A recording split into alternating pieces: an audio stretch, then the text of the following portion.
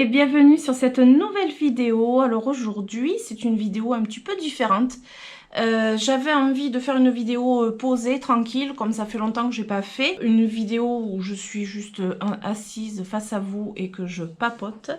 Mais cette vidéo, ça faisait longtemps que j'avais envie de la faire, puisque c'est une vidéo qui concerne vraiment beaucoup de personnes, puisque je me suis aperçue que j'avais régulièrement des questions là-dessus, et que je peux peut-être répondre à certaines questions, ou du moins partager mon expérience, parce que c'est plutôt je partage mon expérience, le pourquoi du comment, etc. Donc cette vidéo, c'est le chat et les plantes, comme vous avez pu voir dans le titre. Alors, c'est un vaste sujet, le chat avec les plantes ou les chats avec les plantes.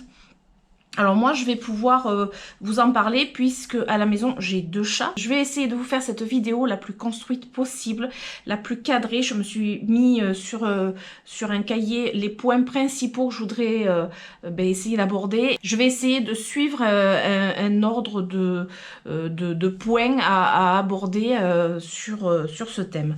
Alors déjà, pour commencer, je vais vous présenter mes 2 chats. Alors j'ai chat et chien, mais je vais parler plutôt des chats, même si je vais faire une petite parenthèse pour mes chiens. Alors les chats, j'en ai donc 2 comme je vous ai dit. Il y a Léonard, je pense que vous le connaissez tous si vous suivez ma chaîne. Léonard, c'est un bon gros matou qui fait environ 8 kilos, qui est plutôt grand, pas gros mais grand, puisque c'est un Maine Coon qui a, il va avoir 8 ans. Alors c'est un chat très cool. Je vais essayer de vous mettre des images. Faut que je chope en fait des moments où je peux les filmer. Alors Léonard, c'est pas trop compliqué, c'est plutôt Perséphone. Mais voilà, c'est un gros matou posé, tranquille, qui a quand même bientôt 8 ans. Donc voilà, c'est une force tranquille, voilà, tranquille. Bon, alors Léonard, c'est un, voilà, comme je vous ai dit, c'est un gros chat. Donc je pourrais éventuellement avoir des soucis de par le fait que ce soit un gros chat justement. Donc je vais vous en parler un peu plus tard dans la vidéo. Le second chat que j'ai à la maison, alors c'est toujours pareil, si vous me suivez, vous avez pu la voir, c'est une petite femelle que j'ai depuis l'été dernier très régulièrement à la maison, puisque c'est la chatte à mon fils qui s'appelle Perséphone. Elle est noire, c'est une vraie panthère. Parfois on la voit pas quand elle passe, c'est assez voilà, c'est assez rigolo. Et alors elle est beaucoup plus jeune, il me semble qu'elle a 4 ans. Si je dis pas de bêtises, je crois qu'elle a 4 ans. Donc elle est un petit peu plus jeune quand même. Et cette chatte, en fait, a été habituée à venir ici, notamment en week-end ou en vacances. Mais vraiment depuis l'été dernier, elle est vraiment à la maison tout le temps. Elle vit à la maison puisque mon fils a fini une partie de ses études et est revenu à la maison. Alors elle vivait en appartement dans un 30 mètres carrés, où il y a eu 2-3 plantes pendant un petit moment, mais c'était pas folichon, puisqu'il y a eu quand même des dégâts, donc je vais pouvoir vous en parler. Ensuite, qu'est-ce que je pourrais dire sur mes chats? Donc la cohabitation, alors vite fait quand même que je vous explique un petit peu la situation, la cohabitation entre les 2 chats est plutôt bien, ça va. Dans l'ensemble, on va dire ça va. Ce sont pas les meilleurs amis du monde, donc parfois, il y a des petites courses-poursuites. Voilà, ça c'est pour vous mettre vraiment en situation. Donc parfois, voilà, il y a des petites courses-poursuites et éventuellement, de préférence, la course-poursuite se passe très régulièrement dans la zone véranda, donc la zone des plantes. J'espère pouvoir, pour cette vidéo, vous filmer une petite course-poursuite, ce qui est compliqué puisqu'il y en a une par jour et en général, c'est le matin. Voilà, mais sinon, dans l'ensemble, ce sont des chats qui cohabitent, ils peuvent dormir à 2-3 mètres l'un de l'autre, tout va bien. Et toujours pour vous mettre dans le contexte et pour, voilà, comme ça vous allez comprendre un petit peu les différentes situations et tout ce que je peux vous expliquer après par rapport aux plantes. Nous avons d'un côté un chat très posé, très calme, très, voilà, très posée. Et de l'autre côté, nous avons une petite minette un petit peu fofolle et qui a tendance à être vite apeurée avec un bruit. Et donc, elle va faire vite des bonds, courir un petit peu facilement dans tous les sens. Voilà, donc j'ai deux chats complètement différents à la maison, donc deux situations complètement différentes et du coup je vais pouvoir vous partager des choses complètement différentes d'un chat à l'autre, c'est ça l'avantage. Une petite parenthèse au niveau des chiens, j'ai 4 chiens. Pourquoi cette vidéo est plutôt consacrée aux chats? Parce que les chiens ne me posent pas de problème avec les plantes. J'ai pas eu souvent de questions par rapport aux chiens. C'est toujours au niveau des chats en principe, voilà, une ou deux fois comme ça avec les chiens, ce qui te bouscule pas trop les plantes, etc. Alors le seul conseil que j'aurais par rapport aux chiens, c'est vrai que des plantes par terre, au sol, c'est toujours là que pose le problème, donc évidemment les mettre plutôt en hauteur. Mais le problème c'est que le chat, une plante en hauteur, ça suffit pas.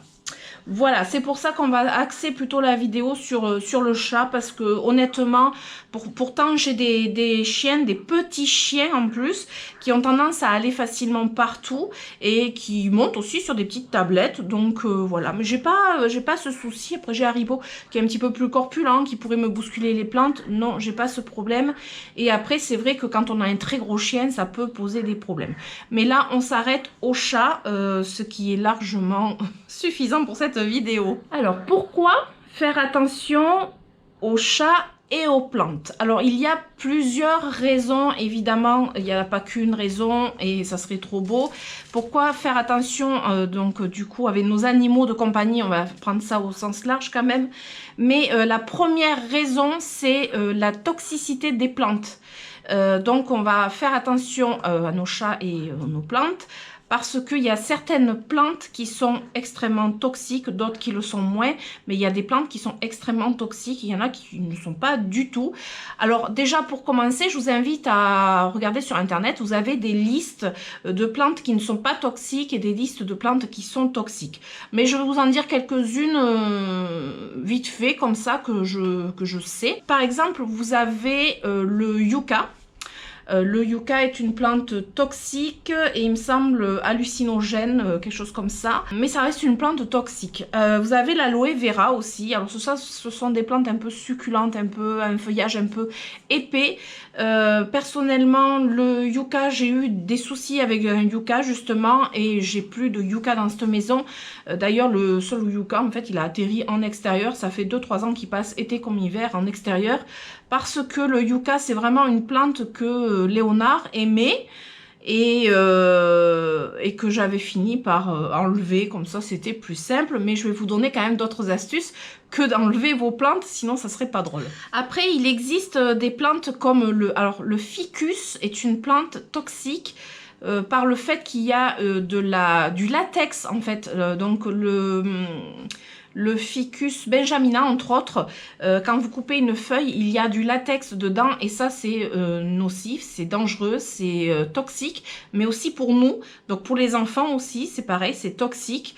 Donc voilà, tout ce qui est ficus et surtout le ficus du coup benjamina, on dit ficus benjamina surtout parce que c'est des petites feuilles que le chat éventuellement pourrait jouer avec, parce que le ficus lirata et tout ça c'est aussi un ficus qui a du latex et qui par conséquent est aussi toxique.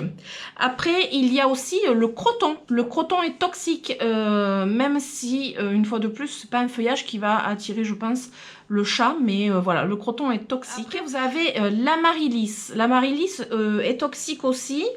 Donc le feuillage, la fleur, je sais pas, le feuillage sûr, mais ça reste en fait une patate, et du coup je pense que c'est surtout cette partie là qui est toxique. Quand on touche en fait ce bulbe, il faut se laver les mains, même nous, parce que ça reste toxique aussi pour nous. Après, alors en cette saison, très important, le muguet est très toxique pour les chats. Donc le 1er mai est passé, mais quand on a un bouquet de muguet à la maison, toujours faire attention, le mettre vraiment dans un endroit où le chat n'ira pas, parce que c'est vraiment une plante toxique. Comme dans le jardin c'est pareil.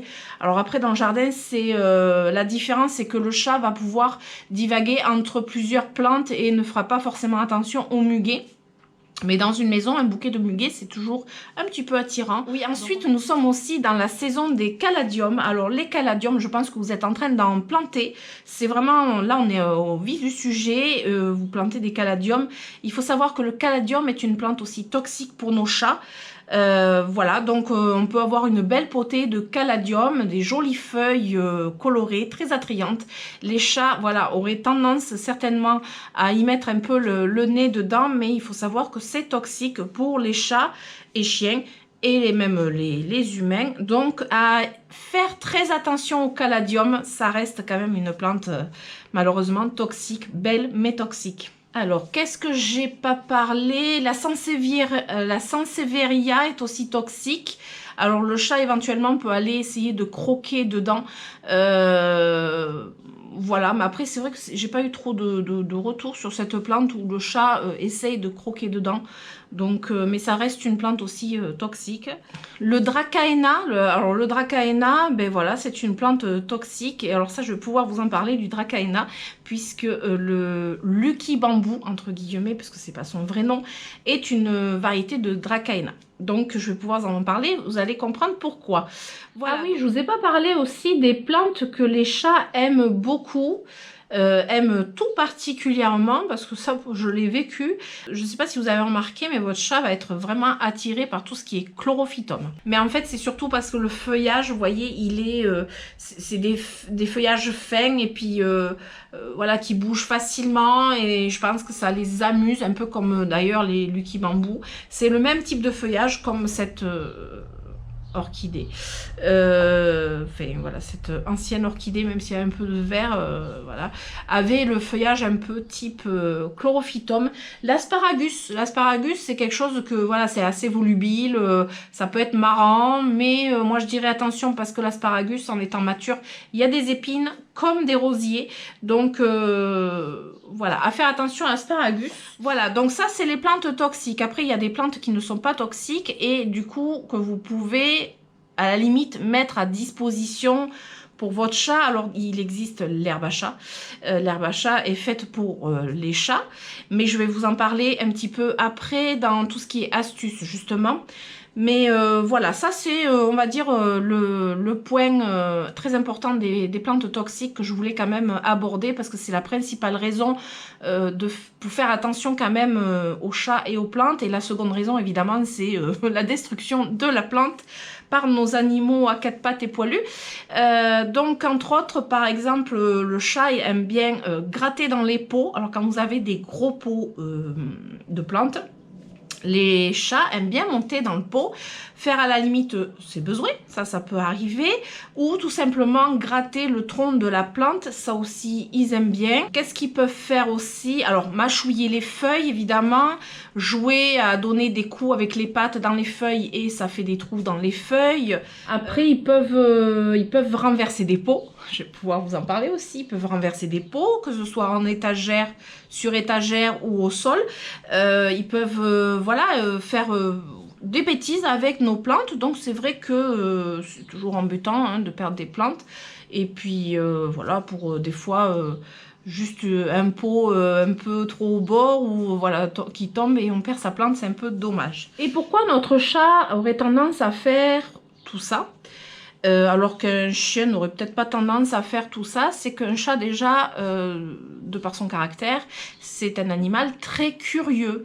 Donc il aime bien quand même voir dans son environnement tout ce qui se passe, entre autres les nouveautés aussi. Donc quand vous allez acquérir une nouvelle plante, la nouvelle plante va l'intéresser, l'intriguer, et il va se dire ben, pourquoi pas jouer avec éventuellement, puis il faut la renifler.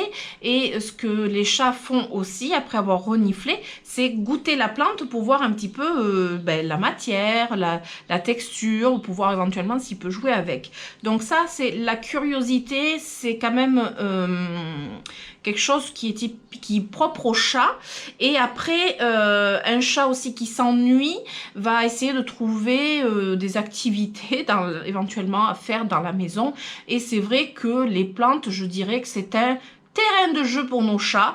C'est une sorte de petit jardin finalement. Alors évidemment, quand on a 3 plantes, c'est pas forcément le cas, mais quand on a beaucoup de plantes comme ici, ça peut être un terrain de jeu pour jouer à cache-cache, pour voilà, pour jouer un petit peu avec du feuillage et puis se camoufler, se cacher derrière les pots, etc. Grimper, descendre et tout. Voilà, c'est une aire de jeu, donc je peux comprendre aussi un chat qui se retrouve au milieu de plein de plantes. C'est amusant. Voilà, alors maintenant que j'ai posé un petit peu toutes les situations, quel chat j'ai, donc de quel chat je vais vous parler, le pourquoi, du comment, etc.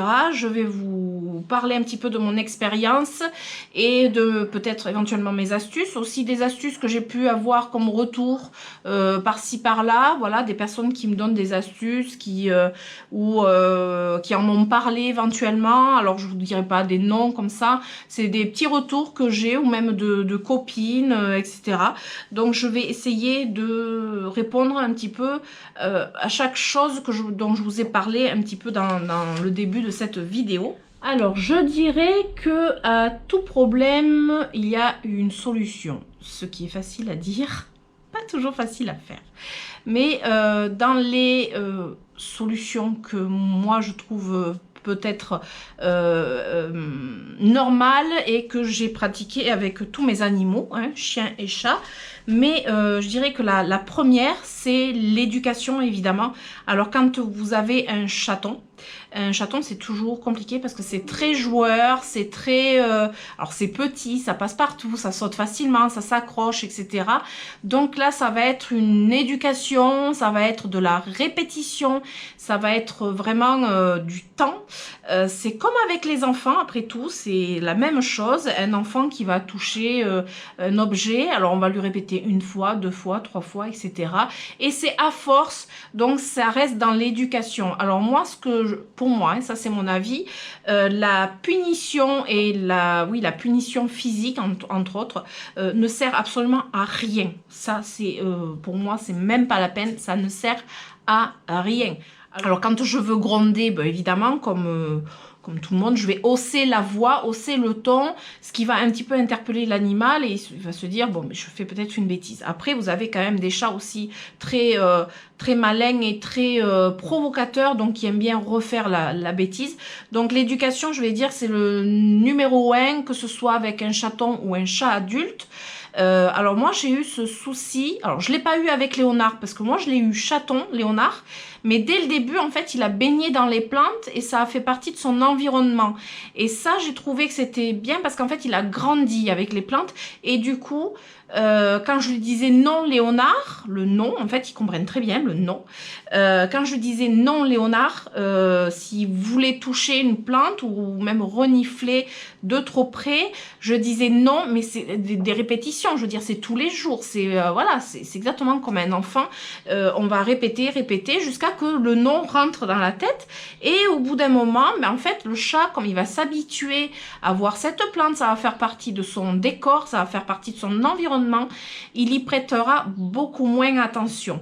Évidemment, quand il y a une nouvelle plante, c'est là qu'il faut faire très attention. Cette nouvelle plante, il va falloir qu'il la renifle, qu'il observe, parce que forcément, quelque chose qui rentre dans son environnement, le chat, il a besoin de savoir. C'est un animal qui a besoin vraiment de retrouver son environnement et d'être, comment dire, de savoir tout ce qui se passe. C'est vraiment typique et propre à cet animal. Autant un chien peut passer parfois X fois à côté d'un truc, bon, ça va rien lui faire, mais un chat, c'est vraiment radical. Si vous apportez une nouvelle plante, il va falloir qu'il renifle. Alors vous avez 2 options, 2 solutions. C'est soit lui présenter, lui faire sentir, et voilà, il va trouver ça, bon, il va la banaliser, on va dire, ou alors la cacher, la mettre en hauteur, mais un chat, ça grimpe. Voilà. Donc il y a ça, il y a au niveau de l'éducation. Alors évidemment, quand je vous parle d'éducation, comme je vous ai dit, ils ont le droit de monter sur table, étagère, enfin voilà, ils montent un peu partout. Par contre, dans la cuisine, j'ai un endroit, la paillasse, quoi, là où j'ai, vous savez, beaucoup de plantes dans la cuisine accumulées. Ça, c'est une partie de ma cuisine, en fait. Et cette partie-là, bizarrement, je les ai interdit d'y aller, déjà parce qu'il y a une plaque vitrocéramique à côté, et puis tout simplement, voilà, parce que bon, il y a l'évier, il y a les plantes, etc. Et ben, tout simplement, ils y vont pas, parce que je leur dis non, ou je les descends quand possiblement ils y montent, ce qui est tellement rare qu'en fait j'ai pas même pas souvenir de les avoir vus, et du coup voilà, je pense que le nom est intégré et que ils savent où ils peuvent monter et où ils ne peuvent pas monter. Donc un chat est assez intelligent pour comprendre ça, et c'est pour ça que l'éducation fait déjà partie vraiment, c'est la plus grosse partie en fait pour régler le problème des chats et des plantes. Ça, c'est mon avis une fois de plus. Alors ça, évidemment, c'est plutôt pour anticiper les problèmes avec les plantes. C'est voilà, c'est de l'anticipation, c'est pas... Et évidemment, une autre astuce, puisque souvent un chat, qu'il soit bébé ou grand, hein, a besoin de jouer. Et en fait, les plantes, c'est un jeu, c'est un terrain de jeu. Donc... après réflexion, moi ce que je me dis c'est que, mais c'est valable aussi pour les chats qui griffent les meubles et les canapés. Ça je m'en suis aperçue aussi. Alors j'ai pas eu ce souci avec Léonard, on va dire que Léonard il est presque parfait, presque, mais c'est vrai que gratter les canapés, les meubles, je dirais qu'il a peut-être essayé une fois, mais rien de plus. Par contre, il y a tout ce qu'il faut pour un chat pour s'amuser et s'occuper dans cette maison. Donc on va commencer par un arbre à chat, mais des jouets, des zones d'activité. Alors moi par exemple, j'ai une zone derrière moi que je vous montre. Alors ça peut être ça comme autre chose parce que tout le monde n'a pas un jacuzzi chez soi. Moi j'ai le jacuzzi, j'ai le capot du jacuzzi, et là en fait il y a plein de jouets dessus, et on va mettre parfois du spray d'herbe à chat sur les jouets et ça va les occuper pendant un petit moment. Donc ça fait partie en fait de l'environnement des chats, les occuper, voilà, qu'ils aient une occupation. De toute façon, il faut se dire qu'un animal, que ce soit chien ou chat, s'il fait des bêtises, c'est qu'il s'ennuie. Ça, c'est assez radical, il s'ennuie, il fait des bêtises.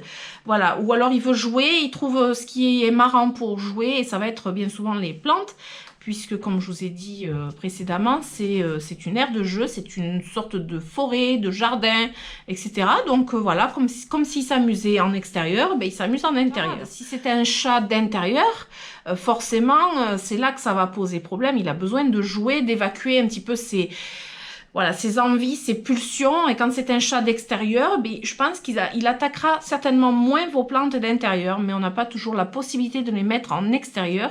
Moi, les miens, ils vont en extérieur par le biais d'un enclos. Donc, ils ont quand même ce côté jardin, mais fermé pour des raisons de sécurité, puisque nous avons une voie ferrée d'un côté, une nationale de l'autre côté, et que des chats carpettent sur la route, j'en ai vu beaucoup, et je pense que Léonard n'aurait pas atteint ses presque 8 ans si je l'avais laissé en liberté. Donc voilà, et puis après, en plus c'est un chat de race, je pense qu'on me l'aurait déjà volé. Voilà, ça c'était la petite parenthèse, pourquoi je les mets pas en extérieur tout seul, même si Léonard on le promène en extérieur, donc il voit la végétation. Perséphone, on essaye de pas l'amener en extérieur parce qu'elle repartira très prochainement en appartement, et je veux pas la frustrer de trop.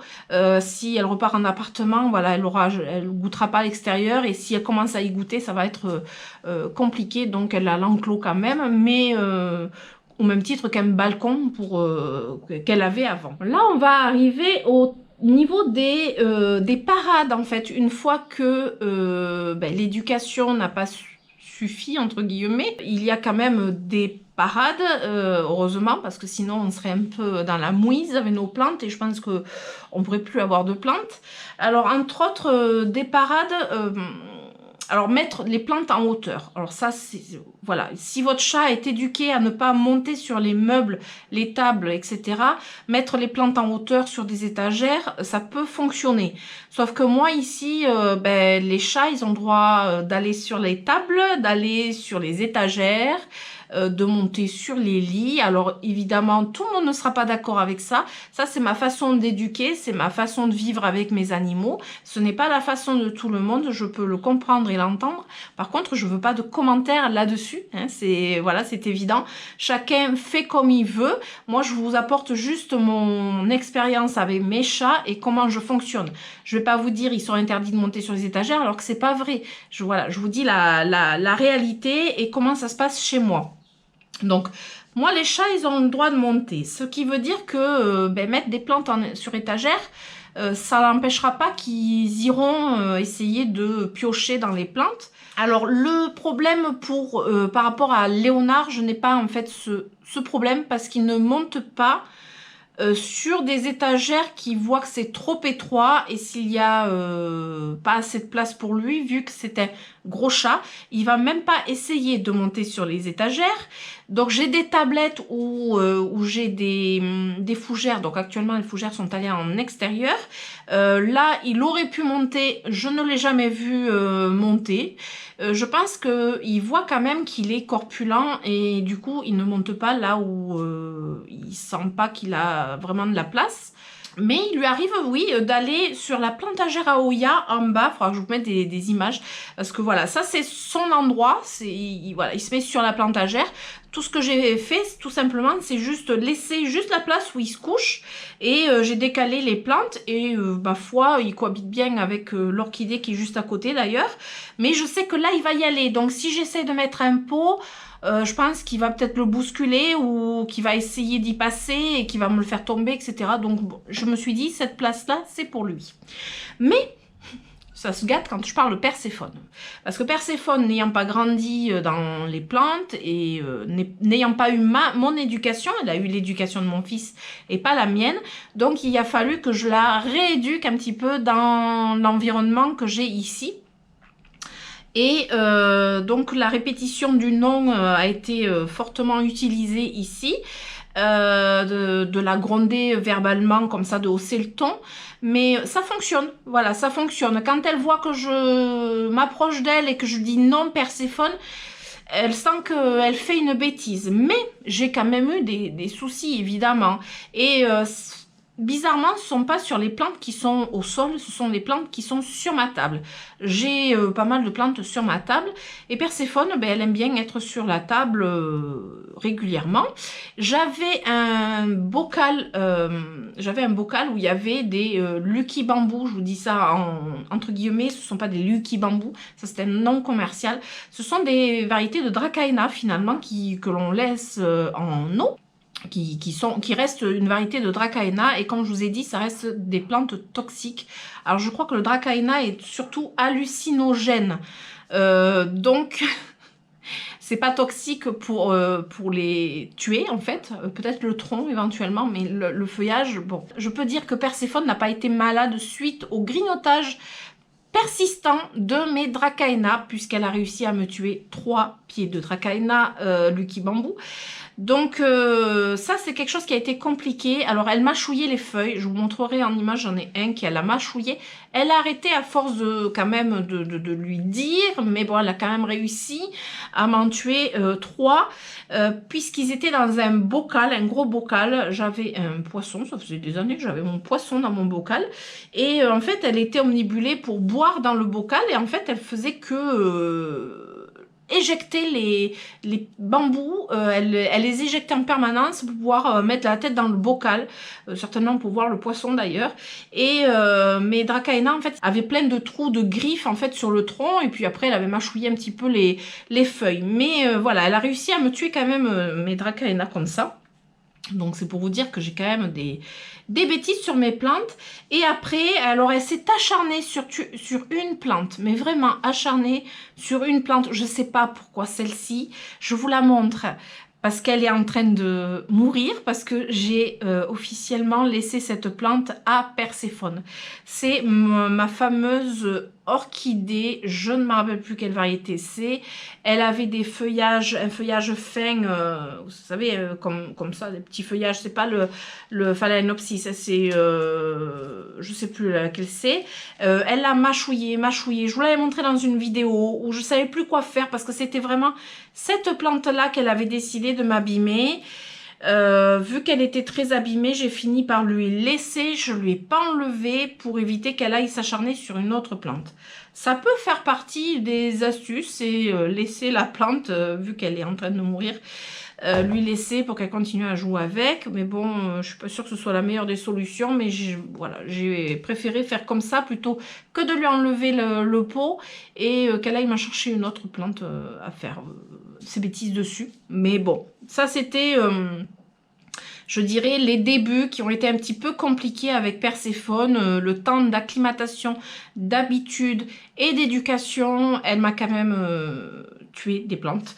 Pas énormément, mais elle m'en a quand même tué. Donc ça n'a pas été toujours facile, hein, c'est pas toujours simple. J'ai pas de solution non plus miracle. Hein. J'ai quand même eu de la perte de plantes à cause de mes chats. D'ailleurs, ça me fait penser que j'ai eu une mésaventure avec Léonard, qui en fait, Léonard, au définitif, même des plantes sur la table, il ne les touche pas. Il buvait dans le bocal d'eau, mais il ne touchait pas les plantes, il poussait un petit peu, puis voilà, il ne touchait pas. Par contre, là où j'ai eu un souci, c'était, bon, rigolo, entre guillemets, parce que c'était pas vraiment... Ça m'a pas fait rire sur le coup, ça m'a fait rire après. J'avais devant mon Monstera, là-bas au fond, j'avais une petite tablette sur 3 pieds. Alors là, vous voyez le truc venir. Hein. Sur 3 pieds, et j'avais mon... Comment il s'appelle déjà? Mon Zamioculcas raven dessus. Donc c'est un gros pot terre cuite. Une grosse plante qui était posée sur cette tablette. Et comme je vous ai dit au début de cette vidéo, par moment, il leur arrive de se courser et de courir l'un derrière l'autre. Et Léonard, le pauvre, courait là sur cette ligne droite que vous voyez là, et en fait n'a pas freiné à temps et a fait un strike dans ma plante, dans ma tablette à 3 pieds, et m'a fait tomber cette fameuse plante énorme. Alors, j'ai eu de la chance, il ne s'est pas fait mal, elle est tombée, mais pas sur lui. Je vous le dis de suite, elle n'est pas tombée sur lui. Mais elle a fait un espèce de retournement comme ça, et du coup, alors elle n'est pas morte, elle a eu un petit peu de casse, mais maintenant elle a pris une forme assez curieuse, et il me l'a fait 2 fois. Au bout de 2 fois, je me suis dit, je pense que c'est pas du tout la bonne idée de mettre cette plante ici. Donc, parfois, mettre les plantes en hauteur, c'est pas toujours la meilleure idée. Comme je vous disais tout à l'heure, une plante sur les étagères, le chat peut monter sur les étagères et vous les faire tomber. Alors là-dessus, je peux rebondir, j'ai aussi une petite astuce quand même par rapport à Perséphone, parce que je vous ai dit, Léonard ne monte pas sur les étagères, mais d'avoir beaucoup de plantes sur une étagère, mais vraiment ne pas laisser d'espace en fait au chat pour qu'il monte, ça peut être une parade. Parce que moi, Perséphone, qui quand même monte sur la table, sur certaines tablettes, on va dire, ne monte pas sur mes étagères parce que justement, ben, les plantes sont très regroupées et je pense qu'elle se dit, j'ai même pas la moindre chance de mettre une patte sur cette étagère. Du coup, elle ne va pas sur mes étagères. Donc ça peut être une parade. Après, il y a une autre parade, les mettre en suspension. Mais le problème, c'est que tout le monde n'a pas la possibilité de mettre des pots en suspension chez soi. Moi, j'en ai beaucoup. Alors justement, c'est ce qui fait que j'ai aussi pas trop de dégâts sur mes plantes. C'est que les plantes en suspension, vraiment, que ce soit Perséphone ou Léonard, n'ont jamais, mais jamais essayé de jouer avec. Évidemment, la suspension, si la plante retombe vraiment presque au sol, assez bas du moins, ça peut être tentant pour jouer, mais si vous faites en sorte que ça pende pas trop, ça devrait pouvoir le faire. Encore faut-il pouvoir suspendre les plantes aussi, c'est pas toujours évident, je reconnais. Après, alors là j'ai eu d'autres petites astuces, mais que j'ai pas franchement utilisées. Mais j'ai eu des retours par exemple sur un petit pchit d'eau quand le chat s'approche de l'endroit où vous voulez pas qu'il aille, notamment ici ça va être plutôt les plantes, faire un petit pchit d'eau, il n'aime pas ça de toute façon, au même titre que souffler dessus, il n'aime pas ça. Alors s'il vous voit souffler, il va pas apprécier de votre part. Le pchit d'eau, il faut le faire discrètement, parce que s'il voit que c'est vous qui lui faites, ben déjà il va pas apprécier, il va se méfier de vous, mais il va aussi comprendre que si vous n'êtes pas là, le pchit d'eau n'est pas là non plus. Donc voilà, si vous pouvez faire ça discrètement, c'est pas mal. Et il va se sentir, il va se dire, mais tiens, si je vais dans cette zone, je vais me recevoir de l'eau, je vais plus y aller. Un truc assez rigolo. Alors ça fait un moment que j'avais entendu parler de ça. Mais vous savez, les diffuseurs de parfum avec détecteur de mouvement.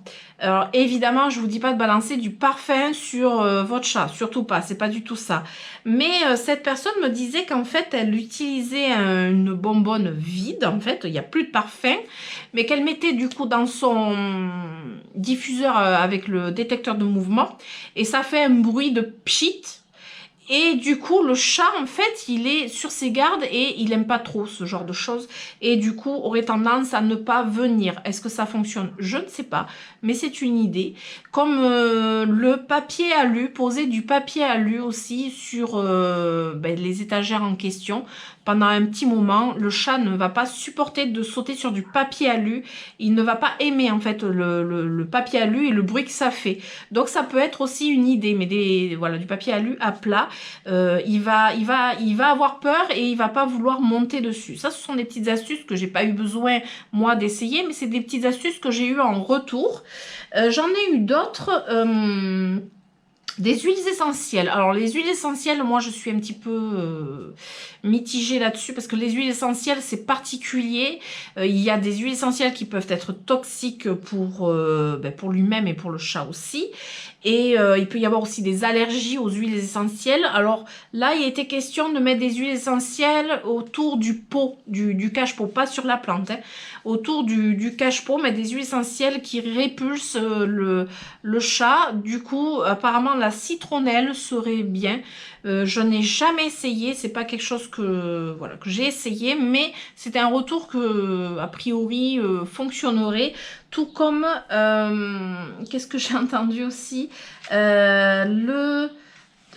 c'était quoi? Ah oui, le poivre.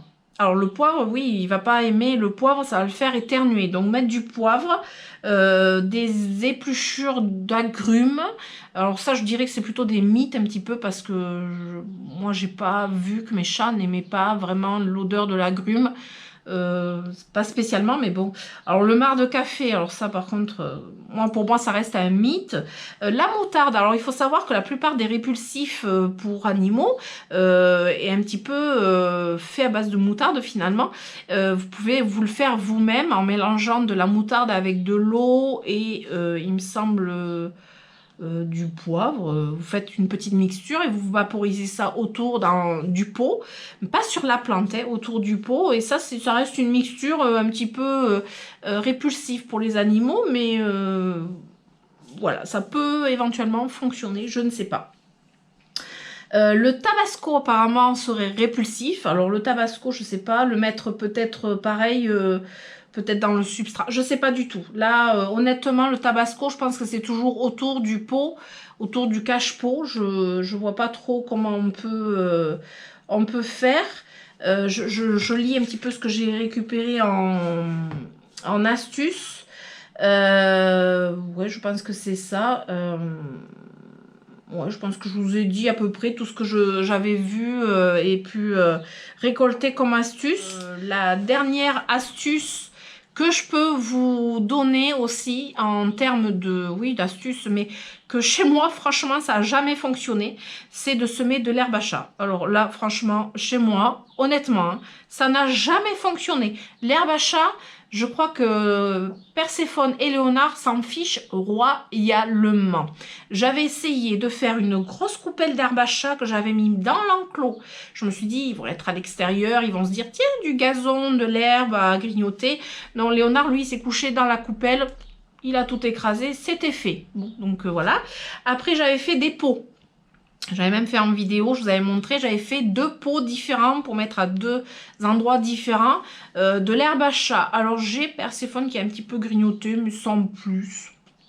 Ça, voilà, l'herbe à chat elle a fini par jaunir et crever. Ça n'a pas fonctionné. En plus, l'herbe à chat, c'est quand même pas donné. Alors, ce qui peut fonctionner, au lieu d'acheter de l'herbe à chat, il y a des graines d'autres plantes qui peuvent fonctionner. Alors, il y a le blé, l'orge, l'avoine. Je m'en suis aperçue parce que dans les mélanges pour poules, il y a ces graines et j'avais, je sais pas, j'avais fait pousser...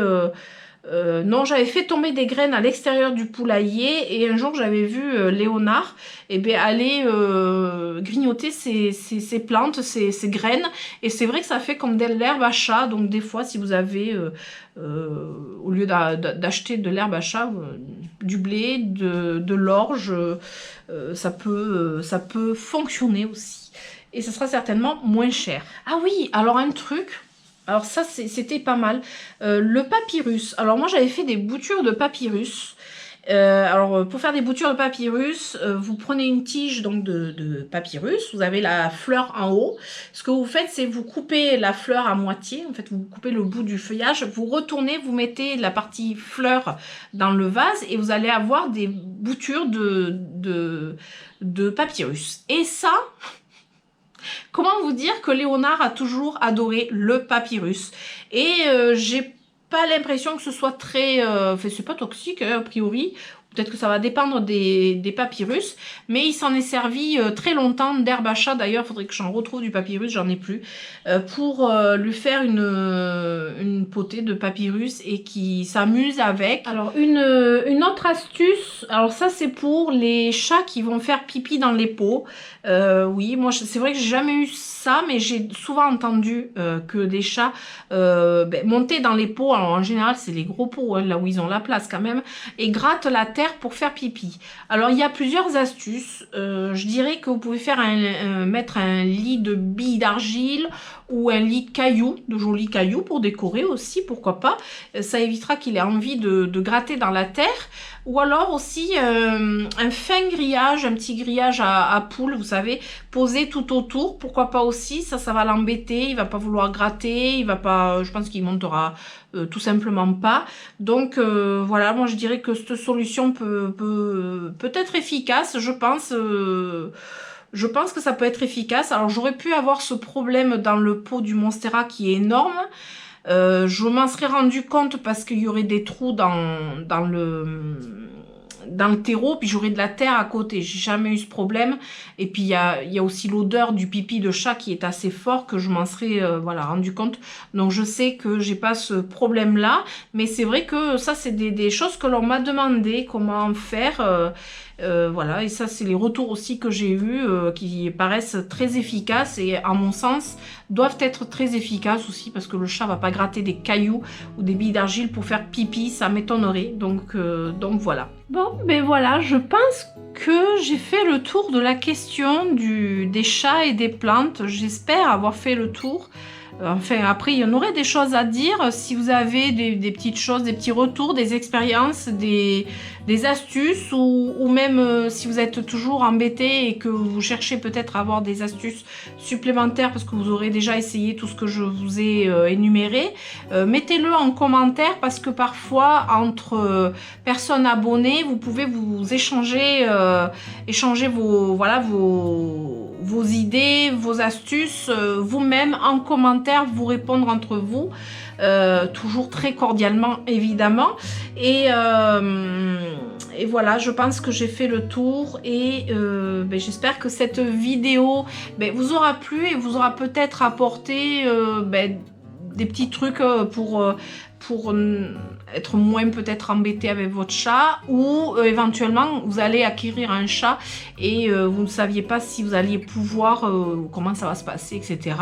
Donc voilà, j'espère que cette vidéo vous aura plu. J'avais envie d'aborder ce thème depuis un petit moment, mais c'est vrai que j'avais jamais l'occasion et là j'avais envie de me poser. Donc j'espère que cette vidéo vous aura plu et si c'est le cas, je vous invite à mettre des pouces en l'air, à vous abonner, à activer la petite cloche et on se retrouve tous les mercredis et les samedis à 18 h et en attendant, je vous fais d'énormes bisous et je vous dis à très bientôt. Ciao ciao!